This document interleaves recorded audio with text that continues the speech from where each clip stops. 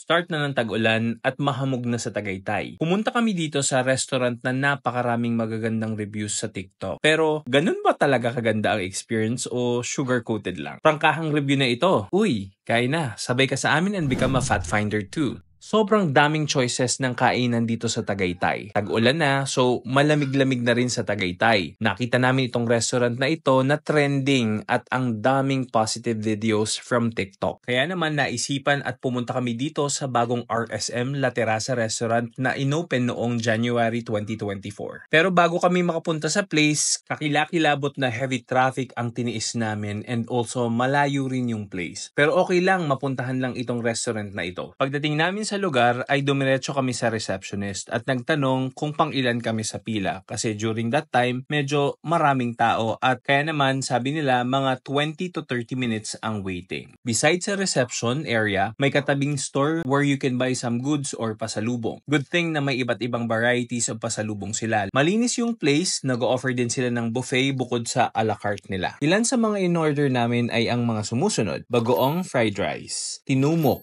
kare-kare, pansit canton, lechon sisig, sinigang na sugpo, beef kansi, calamares, sweet and sour maya-maya, and creamy pesto. Umabot ang service charge namin ng 1,640 pesos. Service charge pa lang yon.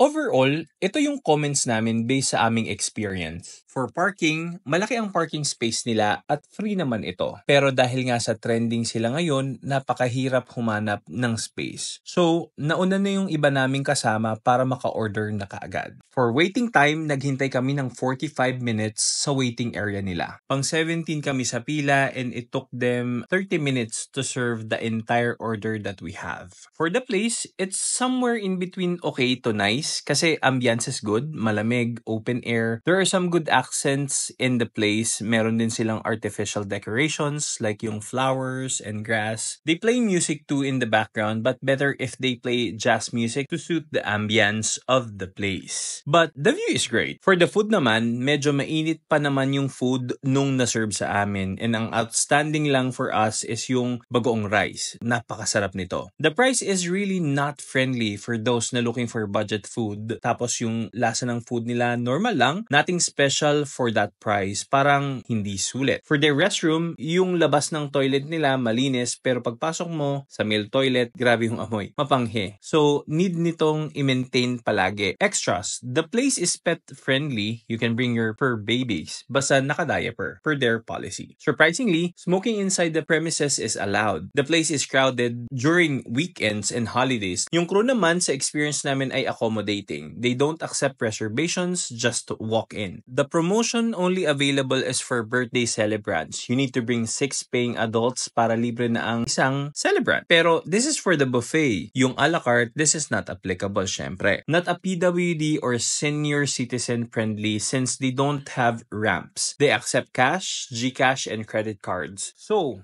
bill rebill na.